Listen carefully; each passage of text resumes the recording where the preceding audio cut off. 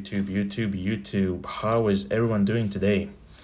On today's repertoire, we have outlined a blueprint that's going to serve as a sort of basis, a foundation to how a push routine should look for beginners that decide on training primarily calisthenics. So, without further ado, let's get into it. The best way to structure a workout is to first understand what your goals are. As a beginner, your typical goal would be to both get stronger, building muscle, and also maybe losing some body fat as well. So we're going to focus on a routine that's going to give us the best of both worlds. A good warm-up routine, as always, is paramount. Just focus on a few minutes of some dynamic movement patterns that are going to warm up your entire body.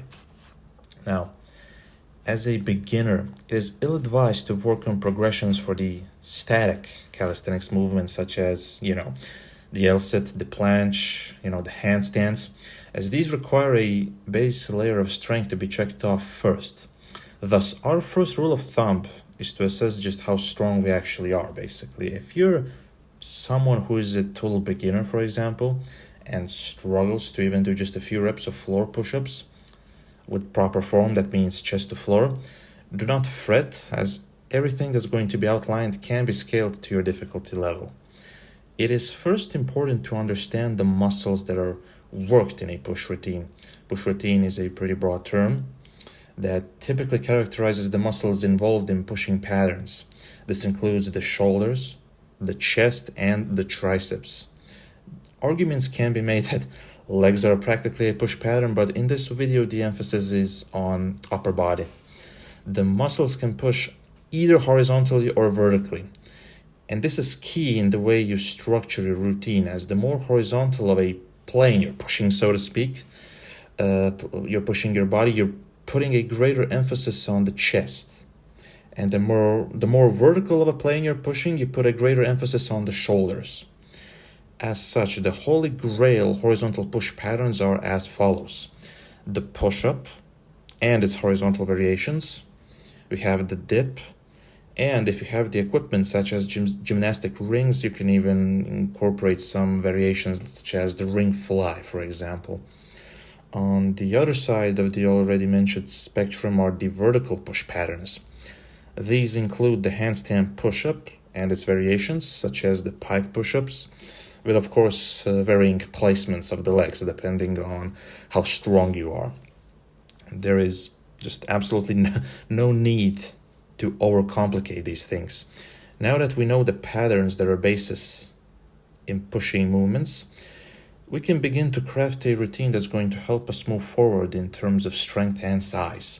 What exercise you start your workout with is typically going to be the one you're going to be the strongest at. And as such, you should choose an exercise you want to particularly get good at. Bearing in mind, of course, you'll get good at all over these exercises. Right? You're going to get good all over the spectrum. But as you're typically fresh at the start of the routine, you can use this advantage to get a little extra good at that one movement you start off with, so to speak. So it's up to you to start off with whatever movement you prefer. In this case, let's just choose the push-up. The push-up now being a horizontal push movement. Perform anywhere between 3 to 5 sets of a rep range that's going to go close to failure. If you're someone that's on the stronger side and you find yourself doing reps over 20, choose a push-up variation such as the decline push-up, for example, to elevate the intensity until you have trouble completing up to 15 reps. Afterwards, we move on to just one vertical push move. Let's choose an easy pike push-up, for example, on the floor. If you struggle to perform more than just a couple of reps on any of these moves, enter the negative rep.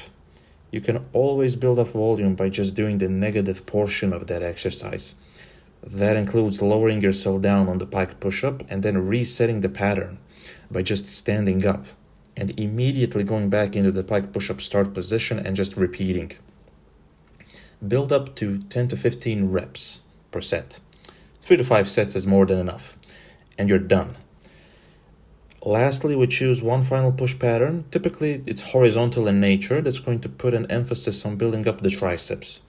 As the vertical push pattern we did, the push-up, gave our chest the most duress.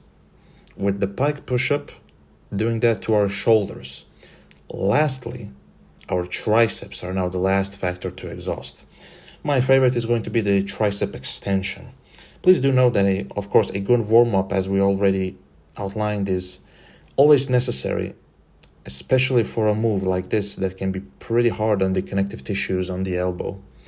Simply choose any elevated surface where you can comfortably perform 3 to 5 sets of close to 20 reps of volume. And that wraps up our sample routine. Now, in the next push routine, down the week, you can opt to switch out one horizontal push for another. Example, next time start with the dip instead of the push-ups. There's obviously a lot more to it than just what we outlined today. However, for a complete beginner, this is going to be more than enough to start them off in the right direction, as overcomplicating things serves no other purpose than to just elicit even more confusion in an already paralysis analysis-stricken person. So that's just about it for now. If you like this type of videos, please subscribe and like. Thank you very much and have a good one.